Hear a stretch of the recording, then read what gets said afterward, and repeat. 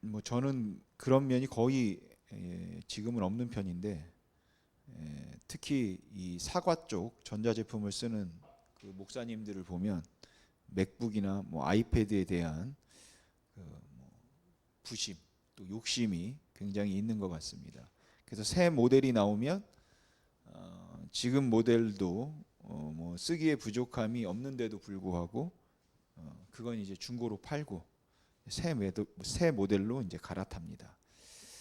또 뭐 다른 목사님이 이제 새 모델로 바꾸었다고 하면 또 경쟁하듯이 이제 또 새 모델로 이제 바꾸기도 합니다. 그래서 어느 목사님이 요즘 세대를 가리켜서 오늘 이 시대는 항상 뭔가 새로운 것을 바라보고 새로운 것들을 찾고 새로운 것으로만 채우려고 하는 종교에 빠졌다라고 말하기도 했습니다.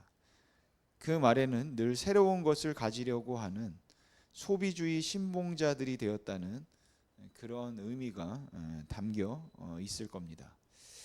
여러분, 사실 이 소비주의의 특징은 내가 필요한 것을 구입하는 것이 아니라 남이 가진 것을 구입하는 겁니다. 아무리 좋은 것이라도 남들이 가지고 있지 않으면 구매 충동을 느끼지 않는 거죠. 그러니까 누가 뭐라고 이야기를 해도 다 가지고 다니는 거는 나도 가져야 할 것 같고, 다른 사람들이 가지지 않은 것들은 내가 가져야 할 필요를 별로 느끼지 않는 거죠. 그래서 남들이 가지고 있지 않는 것은 아무리 좋은 것이라고 말해도 잘 사려고 하지 않습니다. 그리고 이런 소비주의 시대에 가장 강력하게 어필하는 단어가 있다면 아마 유행이라는 단어일 것 같습니다. 그러니까 사람들은 유행에 의해서 필요를 말한다는 겁니다. 그래서인지 존 맥케이 목사님은 탐심을 이렇게 정의했습니다. 탐심이란 다른 사람에게 속한 것을 잘못된 방법으로 소유하려는 소비 욕구이다. 여러분, 사람들이 욕심을 부리는 이유는 우선은 그 소유를 통해서 안전을 지키고자 함입니다. 그러니까 돈을 많이 모으려고 하는 것은 뭐 욕심이 많아서 그런 것이 아니라 혹시 어떤 일이 생길지 모르기 때문인 거죠. 미래를 위해서, 미래의 안전에 대한 그 불안함 때문에 사람들은 더 많은 것을 소유하려고 하는 겁니다. 그리고 사람들이 욕심을 부리는 또 다른 이유가 있다면 그것은 다른 사람들과의 비교입니다. 내가 사는 집이 좀 좁기는 하지만 좀 별로 불편하지 않고 충분히 살만하다고 생각을 했는데, 나보다 못하다고 생각한 동창생이 산 집에 다녀오고 나면 갑자기 내 집이 너무 좁아 보이기 시작하고 집을 바꿔야 되겠다는 그런 생각이 든다는 거죠. 그래서 결국 내가 무엇을 갖겠다는 마음의 원인은 물론 안전을 위한 것도 있지만 비교에 의한 것이 더 강할지도 모르겠다라는 생각이 듭니다. 오늘 살펴볼 이웃의 집을 탐내지 말아라, 이웃의 아내를 탐내지 말고 이웃의 소유를 탐내지 말아라 라고 하는 이 계명과 관련해서 나오는 이 논쟁 중에 하나가 있다면 이 계명이 다른 계명의 중복처럼 보인다는 겁니다. 여러분, 간음하지 말라는 말씀과 이웃의 아내를 탐내지 말라는 말씀에 어떤 차이가 있을까요? 도둑질하지 말라는 말씀과 이웃의 집이나 이웃의 소유를 탐내지 말라는 말씀 사이에 어떤 차이가 있을까요? 어떤 사람들은 말하기를 이 마지막 계명은 행동보다는 마음을 다루고 있는 것이다 라고 합니다. 그러니까 이웃의 아내를 범하는 것이 간음이라면 마음으로라도 죄를 짓는 것이 바로 탐욕이라는 것이죠. 남의 소유를 취하는 것이 도둑질이라면 남이 가진 것을 보고 나도 갖고 싶다는 마음을 갖는 것이 탐심인데, 그건 역시 죄라서 하나님께서 금하셨다 이렇게 주장하기도 합니다. 그럴 수 있다고 생각합니다. 하지만 한편으로 저는 행동보다는 마음을 다룬다는 주장이 두 가지 면에서 석연치가 않습니다. 우선 첫 번째 이유는 다른 계명들도 결국은 하나님의 의도를 생각해 볼 때 마음을 다루지 않을 수 없다라는 것이죠. 그래서 우리는 지금까지 다른 모든 계명에서도 그 마음이 포함되어 있었다라고 그렇게 살펴봤습니다. 간음하지 말라는 계명을 다루면서 남의 여자에 대해서, 이웃의 아내에 대해서 가지는 그 모든 마음이 결국은 간음이라고 살펴보았고, 도둑질하지 말라는 계명을 다루면서 다른 사람들이 소유하고 있는 것들을 보면서 저것을 갖고 싶다는 생각을 했거나 아니면 부당한 어떤 방법으로 그것을 취하는 모든 일들이 결국은 도둑질이라고 살펴봤습니다. 음욕을 생각하지 않고 간음하지 말라는 계명을 다룰 수 없고, 무욕을 생각하지 않고 도둑질하지 말라는 계명을 다룰 수 없습니다. 미움과 이기심을 생각하지 않고 이웃에 대하여 거짓 증거하지 말라는 계명을 다룰 수 없다고 생각합니다. 그렇다면 그 마음을 금하고 있는 것이 모든 계명에 포함되어 있다고 보아도 무방할 겁니다. 그러니까 그 마음으로부터 행동을 금하고 있다라는 것이죠. 그런 의미에서 이 10번째 계명이 모든 계명들의 요약이다라고 말하면 이해를 하겠지만, 다른 9개의 계명들은 행동을 금하고 있지만 이 10번째 계명은 마음을 다스리는 걸로 보는 것은 조금 석연치 않다는 겁니다. 두 번째 석연치 않은 이유는, 만일 이 계명이 행동보다는 오히려 마음의 문제를 다루고 있다면 도대체 어떤 방법으로 마음으로 지은 죄를 벌할 수 있겠는가 라는 겁니다. 9개의 계명을 다루면서 우상을 만들거나 안식일을 범하거나 하나님의 이름을 망령되이 일컫거나 부모를 공경하지 않거나 간음을 했거나 살인을 했다면 언제나 돌로 쳐서 죽였습니다. 또한 거짓 증거한 자들도 죽였고, 만일 도둑질을 했다면 벌금을 포함해서 모든 것들을 다시 토해내서 손해배상을 하도록 했습니다. 그렇게 아주 엄하게 벌을 했는데, 탐심을 가진 자는 어떻게 벌할 수 있을까요? 어떤 벌을 내릴 수 있겠습니까? 제가 욕심이 생겨서 지금보다 조금 더 큰 집에 살고 싶다, 방이 지금보다 조금 더 많고 조금 더 컸으면 좋겠다, 그런 마음이 생긴다면 그런 마음을 어떻게 식별해서 어떤 벌을 주어야 할까요? 그것을 탐심으로 처벌하는 것은 과연 가능한 일이며 합당한 일이냐는 겁니다. 여러분, 모든 계명이 다 그렇듯이 오늘 이 계명도 만일 우리에게 어떤 행동을 요구하고 있는 것이라면 그냥 이웃의 집, 이웃의 것을 도둑질하지 않고 탐내는 것이 무엇일까? 간음하지 않고 이웃의 아내를 탐내는 것이 무엇일까 하는 것에 관해서 조금은 다르게 보아야 한다라고 생각합니다. 결국은 이웃의 아내를 탐내지 말라는 말씀을 간음과 같은 말이라고 생각하기보다는 오히려 조금 다른 것을 요구하고 있는 말씀이라고 생각해 보아야 한다는 것이에요. 그러면 이웃의 아내를 탐내지도 말고, 이웃의 물건을 탐내지도 말고, 이웃의 집을 탐내지도 말라는 말씀을 통해서 하나님께서 우리에게 요구하시는 것은 무엇이겠습니까? 뭐 여러 가지가 있겠지만, 특별히 소비 성향이 강한, 앞에서도 말씀드렸던 그 건전하지 못한 소비 욕구가 강한 이 현대 사회에서 가장 확실하게 드러나는 것이 그 비교라고 생각하거든요. 그 비교인데 그걸 하지 말라라고 요구하신다고 저는 생각합니다.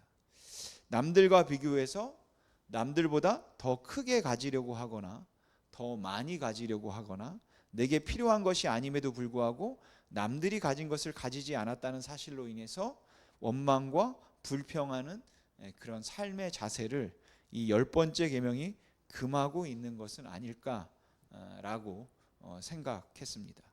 이웃의 아내를 탐내지 말고 이웃의 집을 탐내지 말라는 말씀이 간음이나 도둑질과 구별되어야 하는 것이라면, 비록 그것이 정당한 방법이라 할지라도 남들과 비교해서 행복과 불행을 느끼고 남들보다 더 많이, 또 더 크게, 더 새로운 걸 가져야 한다는 그러한 의식 구조가 사실은 이 10번째 계명에 어긋난다라는 것이에요.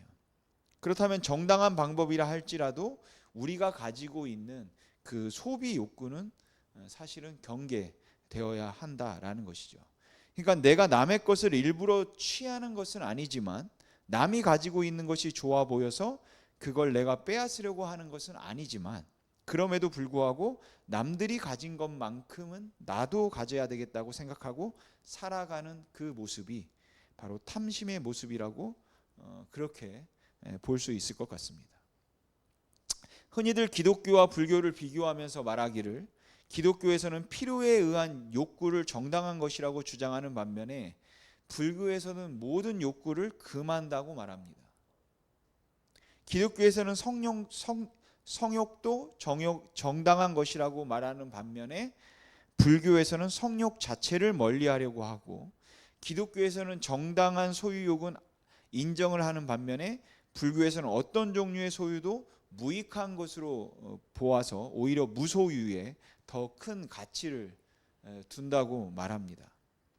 이러한 입장 차이에 대해서 기독교를 옹호하는 한 기독교 학자는 말하기를 만일 필요에 대한 욕구가 없다면 사람들은 열심히 일하지 않을 뿐만 아니라 하나님이 창조하신 대로 정당한 인생의 즐거움을 누리지 못하는 그 염세주의에 빠지게 될 것이다 라고 했습니다.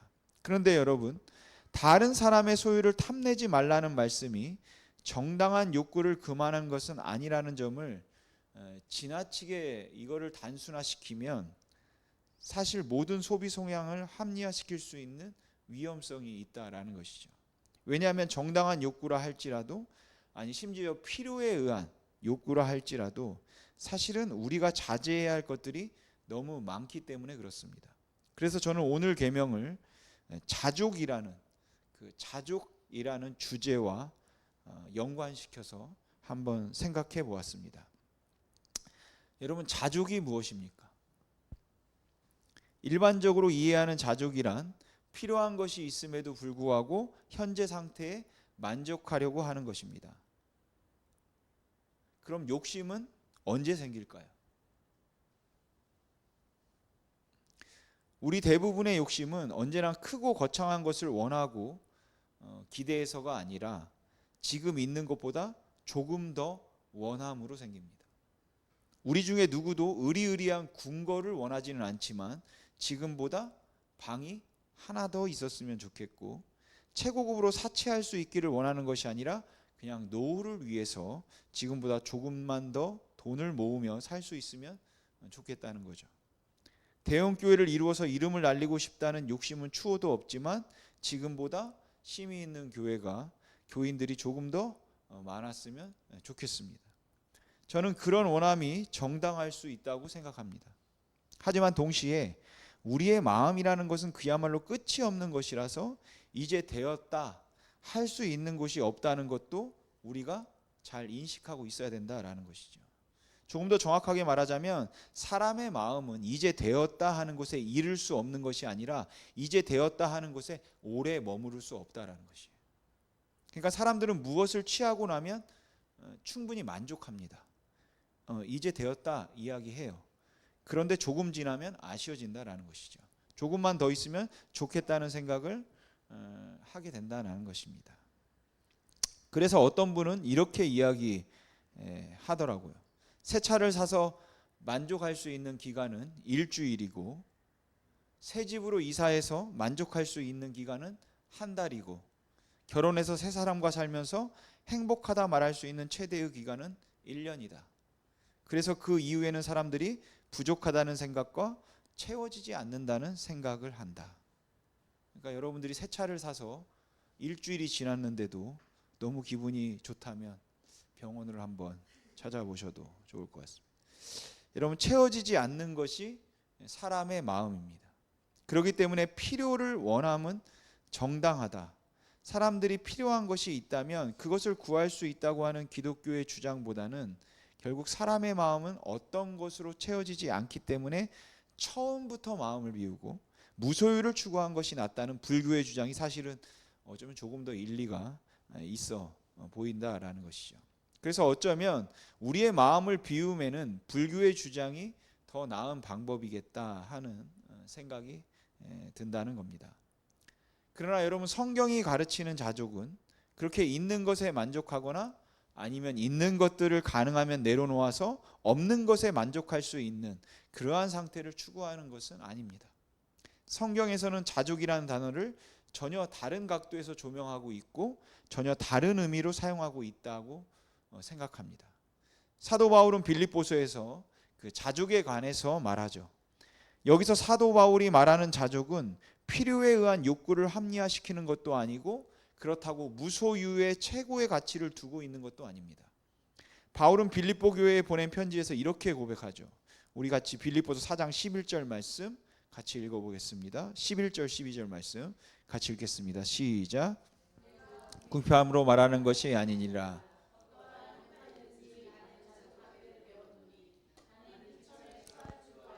풍부에 처할 줄도 알아. 모든 일에 곧 배부름과 배고픔과 풍부와 궁핍에도 처할 줄 아는 일체의 비결을 배웠노라. 아멘. 참 귀한 고백입니다. 그런데 바울이 말하고 있는 자족을 많은 사람들이 오해하고 있다고 생각합니다. 바울이 내가 가난한 중에도 만족할 수 있고 배고픈 중에도 만족할 수 있다고 했는데 이것은 단순히 가난이 좋아서 가난에 만족하고 배고픔에 만족할 수 있다는 자기 비움을 의미하고 있는 것이 아닙니다. 그러니까 바울이 배운 자족은 늘 사람의 마음은 욕심이 있기 때문에 그 마음을 비워서 아무것도 원하지 않고 바라지 않는 그 상태에 이르도록 자기 스스로를 내려놓는 그런 내려놓음도 아니고 자기 욕구를 다 비워내는 그런 자기 비움도 아니라는 것이에요. 물질과 소유에 대한 아무런 관심과 욕구도 없는 무아의 상태를 추구하거나 아니면 현재 소유하고 있는 것, 현재 머물러 있는 상태에 만족해서 충분히 만족해서 더 이상의 발전, 더 이상의 변화를 추구하지 않는 부동의 상태 아니면 태만의 상태를 바울은 자족이라고 부르지 않는다는 것입니다. 아무것도 노력하지 않고 아무것도 시도하지 않는 상태에서 지금 이 상태가 좋으니까 돈을 더 벌려고 노력할 필요도 없고 더 좋은 교육을 받으려고 애를 쓸 필요도 없고 그냥 있는 그대로 살자고 말하는 것은 자족이 아니라는 것입니다. 여러분도 아시겠지만 기독교에서도 내려놓음이나 자기 비움에 관한 이야기들을 많이 합니다. 그런데 이게 종교다원주의 시대답게 기독교적인 것과 타 종교적인 것 사이에 큰 차이를 두지 않아서 결국 모두 같은 이야기를 하고 있다는 그런 메시지를 전달하기 위함인지는 몰라도 만일 마음에 있는 것들 또 마음으로부터의 욕구와 열망을 제어하고 무에 가치를 두는 것 아무것도 원하지 않는 것이 자족을 의미한다 이렇게 생각한다면 기독교와 다른 종교는 다를 게 없습니다. 바울이 고백하는 자족은 그런 것이 아닙니다. 여러분 바울이 경험하고 고백한 자족은 사실은 비움이 아니라 채움입니다. 바울이 경험한 자족은 내려놓음이 아니라 높임입니다. 그러니까 바울이 말하는 내가 자족하기를 배웠다는 말의 의미는 나는 그냥 지금 이 상태로 만족한다. 지금의 나로 만족한다는 이야기를 하고 있는 것이 아니라 지금 나는 너무너무 부족하고 너무너무 힘들지만 그럼에도 불구하고 나는 그리스도로 만족한다 라는 것이에요. 그것이 적은 것이든 큰 것이든 내가 가지고 있는 모든 것들에서 부족함을 느끼기도 하고 때로는 그것 때문에 위기감을 느끼기도 하지만 불안감을 느끼기도 하지만 그럼에도 불구하고 나를 나되게 만들고 나로 하여금 자유하게 만들고 나로 하여금 기뻐할 수 있게 만드는 것 그것은 바로 예수 그리스도다. 이 이야기를 하고 있는 겁니다. 그래서 그 예수 그리스도로 인하여 채워진 상태 그 상태가 바로 여러분 자족의 상태인 것이에요.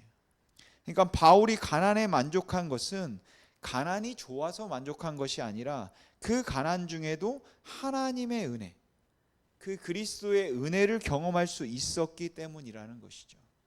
또한 바울은 비천함이 아름다운 미덕이라고 말하는 것이 아니라 비천함은 어렵죠. 힘들죠. 괴로운 것이지만 그 중에도 그리스도께서 함께 하신다면 그 그리스도로 인해서 그 그리스도의 채움으로 인해서 만족할 수 있다.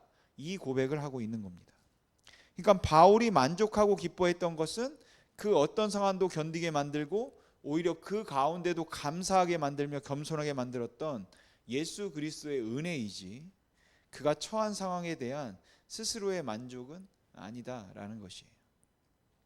나는 이만큼 성숙한 그리스도인이 되었기 때문에 다 비우고 아무것도 원하지 않을 만큼 내려놓았습니다 라는 것을 자랑하고 있는 것이 아니라, 내가 어떤 상황 가운데 있을지라도, 말할 수 없는 괴로움과 고통 가운데 있다 할지라도 나는 예수 그리스도가 나의 주님이라는 그 사실에서 위로를 받고 거기에서 힘을 얻고 나는 그 그리스도 때문에 살아갑니다.